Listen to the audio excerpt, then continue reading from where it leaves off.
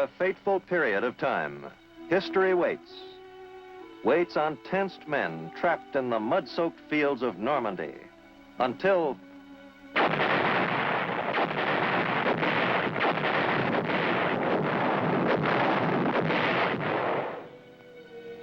they are able to break out of that agony of isolation and move toward their destiny, changing history's course.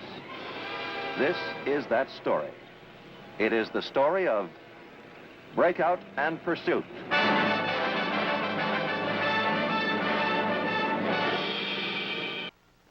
Hello, I'm Alexander Scorby. With its eye on the future, the United States Army is mindful of its past. It has a Department of History whose task it is to preserve that past, with all its glory and all its tragedy, with all of its wisdom and with all its failures. For more than a decade, this department, called the Office of the Chief of Military History, has been working on a project of epic proportions, the operations of the United States Army in World War II. More than 50 volumes in this series have already been published. It will total 80 or more when it's completed. The most recent is Breakout and Pursuit by Martin Blumenson. Its subject is what happened on the continent of Europe in July and August of 1944, 2 crucial months that will light the fire of memory in American minds. Or perhaps not in all minds. Time moves swiftly, and in its headlong rush, it condenses the events behind us. One magic and memorable day, we were across the English Channel, our feet at last on the Normandy beaches. Soon after, we were lighting the skies of liberated Paris. And perhaps only those who were there, or whose lives were changed by what happened there, remember that 80 days of war and its uncertainty lay between the two events. This book is a sweeping record of those days. It's a big book, both in size and in scope.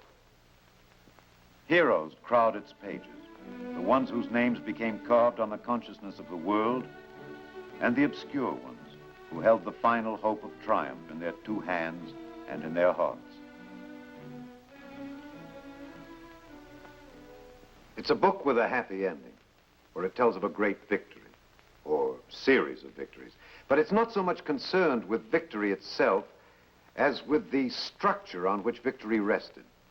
The decisions, the agonizing waiting, the frustrations, the bold hopes, the daring executions, the errors and the logic, from all of which together victory ultimately came. Here's the situation as the book and the action begin. United States and British and Canadian troops on the 1st of July 1944 were engaged in battle with German forces on the Channel coast of France.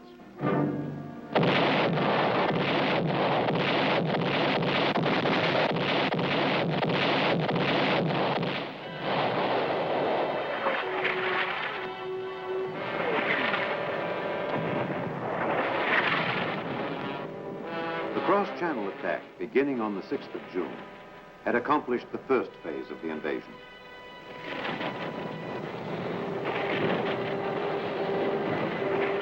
The second phase called for the Allies to expand their foothold. They needed space to maneuver, room to handle the large amounts of men and materiel streaming over from England.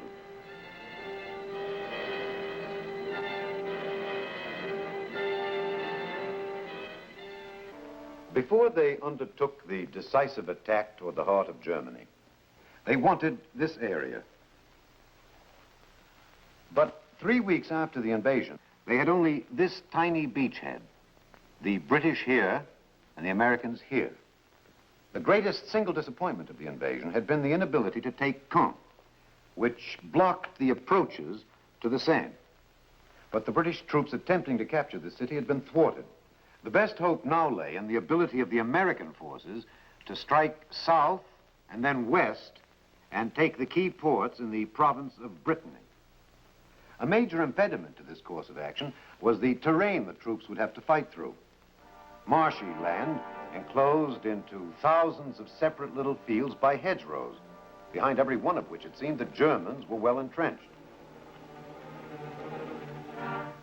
And what of these Germans who faced the Allies in the soggy fields of Normandy? They were disheartened, certainly, by the success of the Allied landings. Moreover, the German people were exhausted after 5 years of war and with the effort of fighting on 5 fronts. But the troops themselves were far from beaten. They were skillful, tough troops, seasoned by experience. Their discipline was sharp. Their morale was high.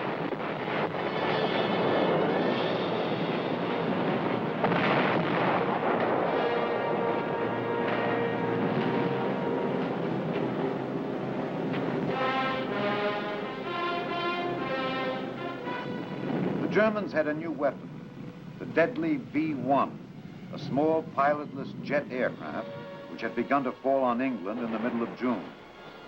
A supersonic V-2, even more devastating than the V-1, was almost ready for operational use. These weapons gave the Germans hope of redressing their discouraging situation. Adolf Hitler was himself directing the war. Believing that eventually the Germans would be able to launch a large-scale offensive which would drive the Allies from the continent, he planned in the meantime to pin them down in Normandy and prevent them from using their mobile power. Although some of his commanders now recommended limited withdrawals to make their defensive positions stronger, Hitler refused. To withdraw for any reason at this time seemed to him to admit defeat. So, as American forces prepared to strike across the hedge-rowed lowland where the Germans had erected strong defenses, Hitler announced that those defenses were to be held.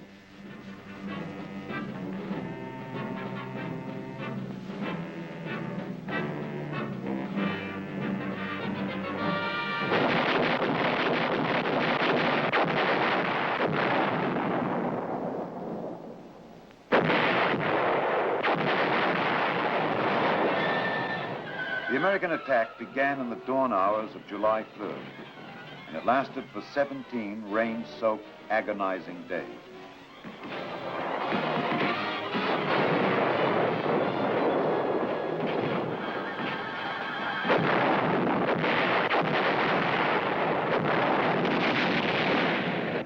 The soggy hedge-road terrain immobilized the mechanized power of the ground forces.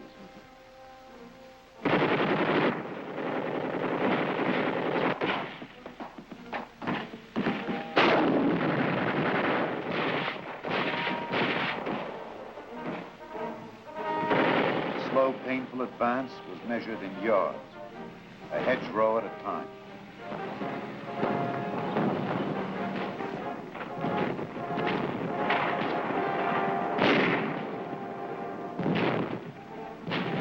Like the steady rain which fell over the entire operation, a sense of despair and frustration touched all those who participated.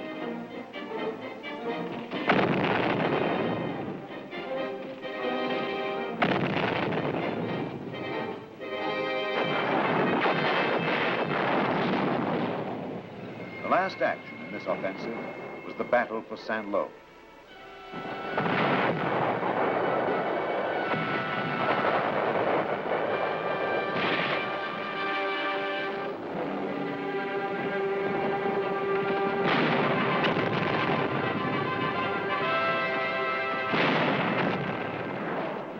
The Allies wanted Saint-Lô for a number of reasons. Its prestige value, the effect its capture would have on the Germans, and as an access to roads leading south. After a week of bitter fighting, they got it. The cost was high, as was true in all the hedgerow fighting, but the town was secured, and in the process, a memorial was created. An infantry battalion commander killed before the gates of the city was carried into Saint-Lô with the liberators. His body was placed on a pile of rubble, an impromptu shrine to the qualities of courage and sacrifice that had made the drive to Saint-Lô possible. The triumph belonged to the dead as well as to the living. The results of this July offensive were disappointing. The greatest gain had been only 7 miles. The need was urgent for a way to break out of the containment of the Normandy situation, to get onto flat, dry land so that the Army's mobile force could be unleashed. General Omar Bradley, commander of the American troops, had been forming a plan for some time. Bradley's plan, which was codenamed Cobra, was to gather together an overwhelming concentration of ground troops, twice as great a force as would normally be used on such a narrow front, and combine it with a massive assault from the air by the Army Air Force. In war, heavy bombers are used primarily for strategic purposes, to knock out major long-range targets such as railheads and manufacturing plants deep in enemy territory. To use heavy bombers for tactical reasons, that is, to help the ground forces obtain an immediate objective, was quite risky, mainly because of 2 factors. The heavy bombs dropped from the big planes created craters and debris, which became serious obstacles to the ground troops. And because our own forces would have to move far back from the front to escape the damage of the bombers, the time interval between the air bombardment and the ground forces' attack on the target was too long. It gave the enemy time to recover and marshal his defenses. Bradley thought that in this case, he could eliminate many of these dangers, if not all the risks. No plan in war is foolproof. But this one was bold. And if it worked, it would enable the Allies to break the stalemate in which they'd become bogged down. Brittany was still the eventual goal. The first step toward it would be the line between Coutances and Caumont.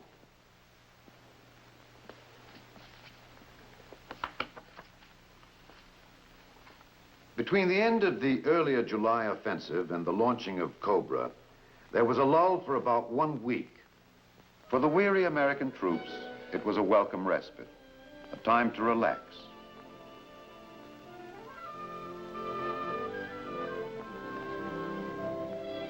On July 20th, a dramatic event electrified the world and revealed that there was no relaxation inside the enemy camp.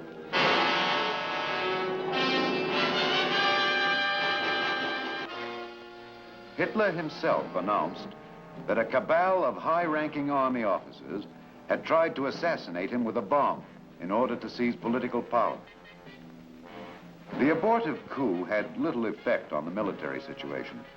It revealed no widespread discontent with Nazi rule among the armed forces. The combat soldier was too busy simply trying to remain alive. And the information about the German situation which the Allies wanted, as Cobra neared its jump-off date, was of a considerably more immediate nature. Did the enemy have enough reserves available to counter the attack?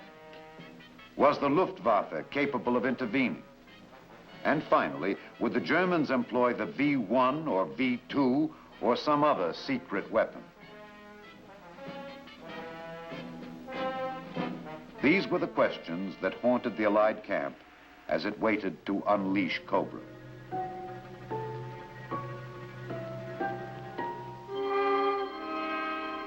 July 24th was the day scheduled for the attack.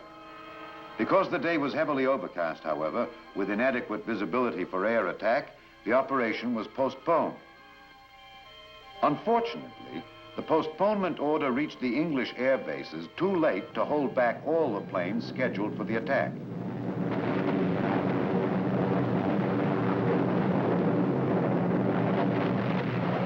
The bombardment from the planes which did not receive the postponement order was not great enough to damage German positions seriously.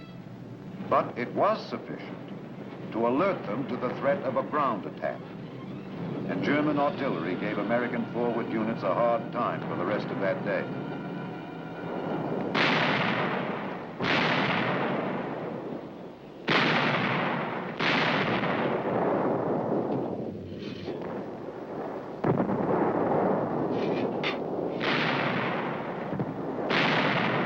For General Bradley, an immediate and urgent decision had to be made.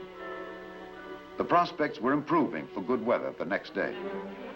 Should Cobra be launched, even in the face of the possibility that the Americans had now lost the important element of tactical surprise, Or should it be postponed at least for several days, which might then give the Germans a chance to prepare even stronger defenses?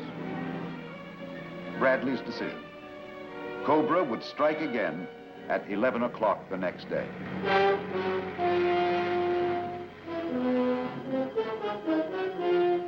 Again on the morning of July 25th, the planes came.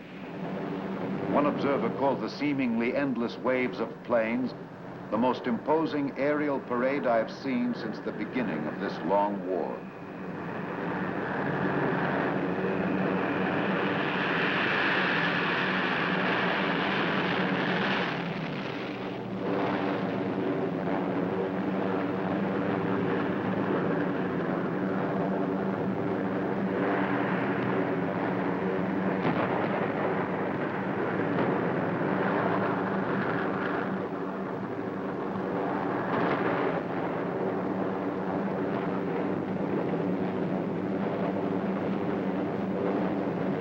They dropped more than 4,000 tons of destruction. But the tactical effect was not immediately clear. Did the bomber attack destroy the efficiency of the German troops? No one could tell.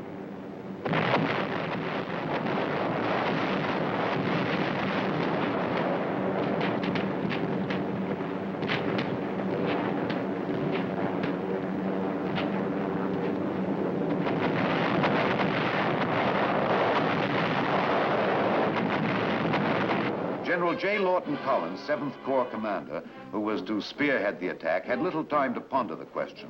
For better or for worse, Cobra was launched. The troops moved out at once.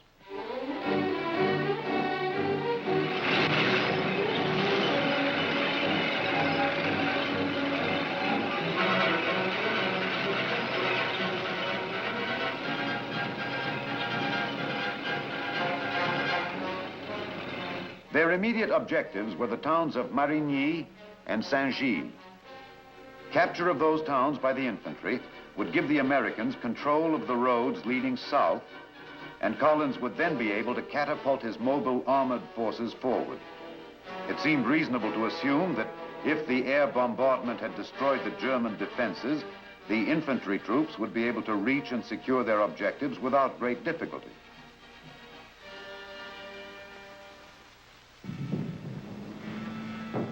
To their surprise, they met strong resistance.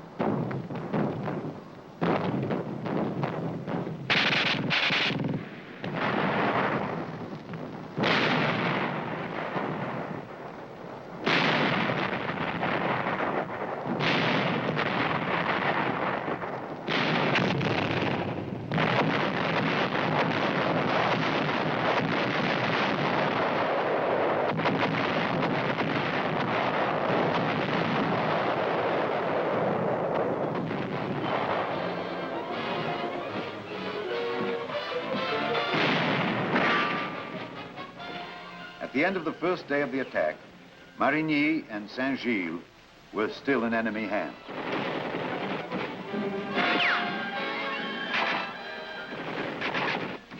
Because the entire success of Cobra depended on a 7th Corps breakthrough, Collins decided to gamble. It would prove to be one of the fateful decisions of the campaign. He pondered the possibilities and the risks and decided to put his armor into action.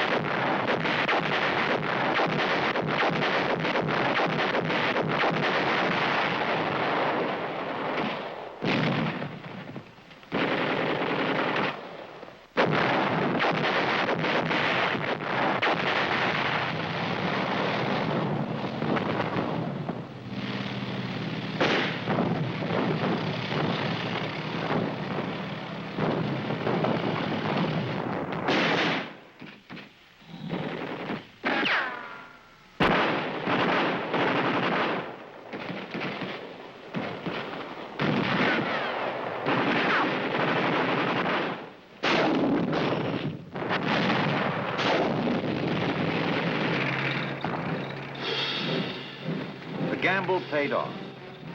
In mid-afternoon of the 26th, one armored column, having cracked the enemy's defenses around the town, rolled through Saint-Gilles. There was no longer any doubt. The German line had definitely been penetrated. The 7th Corps had achieved its breakthrough. But the drama of the breakthrough did not end at the Coutances-Caumont line. The drama lay in the development of the breakthrough into a breakout of major proportions. The decision to accomplish this was General Bradley's. He had achieved the limited victory he had sought. Cobra had been a success. He could stop now. But he sensed from their disorganized reaction that a deep wound had been inflicted on the Germans.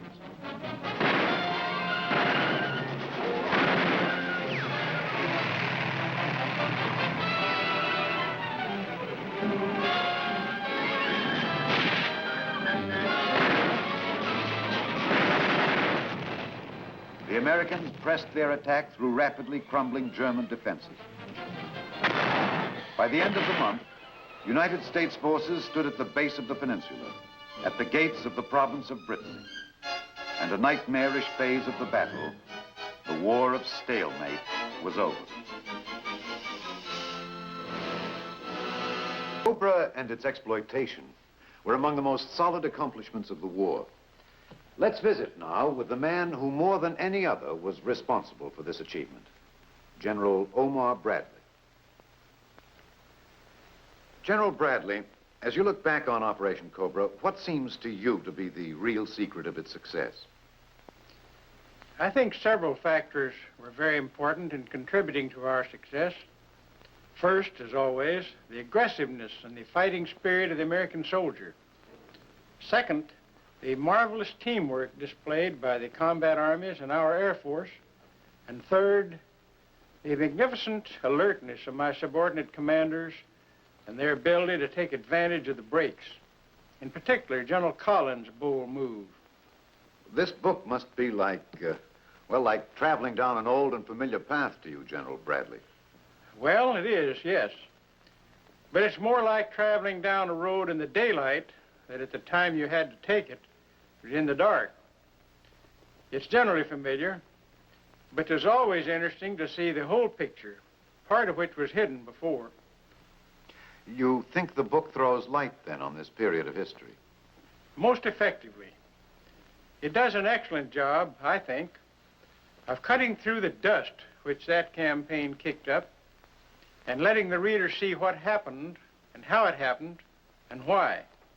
Well, one of these days, when the Army historians get through with their project, they'll have the what and how and why of the entire war caught between these binders. It's about as ambitious a task as any group of historians has ever undertaken, I suppose, and quite a valuable one. A much better job than has ever been done on any other war. You mean valuable in the sense that we learn from the past? That most of all, of course. Despite the fact that the weapons of war are changing, the principles of war remain the same. Officers studying these volumes can learn much about command, tactics, strategy, the tyranny of logistics, the problems of terrain, the importance of reconnaissance. There are many lessons to be learned, but it's not only the military man who will benefit from these books. The war was a big thing in all our lives. We've been reading about the Revolution and the Civil War for a long time to get a clearer picture of ourselves as a nation. The Army is giving us the ability to do that now with the greatest war we ever fought in our history. Thank you very much, General Bradley. Operation Cobra, of course, is only one action in the crowded and historic 2 months which Breakout and Pursuit reviews.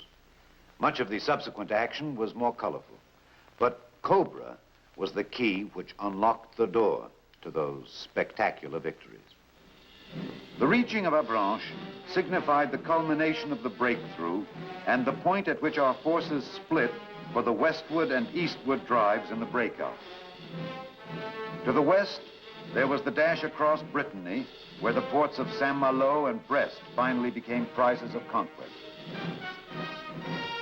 To the east, there was the repulse of the German counterattack at Mortain, where the American infantrymen withstood the onslaught of 4 German armored divisions and turned back Hitler's attempt to halt the Allied mobile column.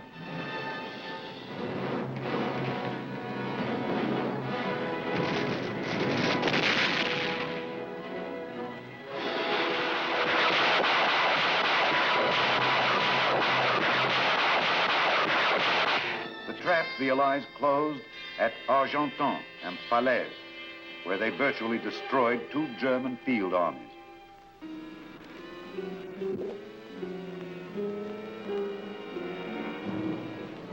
The drive east to the Seine River, climaxed by the liberation of Paris, when the civilized world thrilled to a symphony of joy and delight. The flowers, the kisses, the songs, and the wine.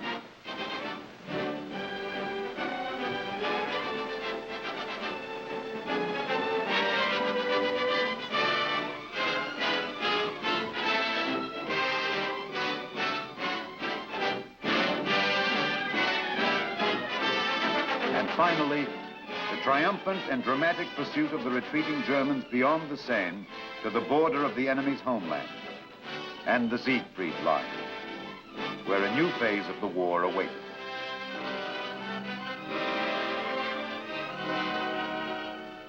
And thus the epic weeks ended.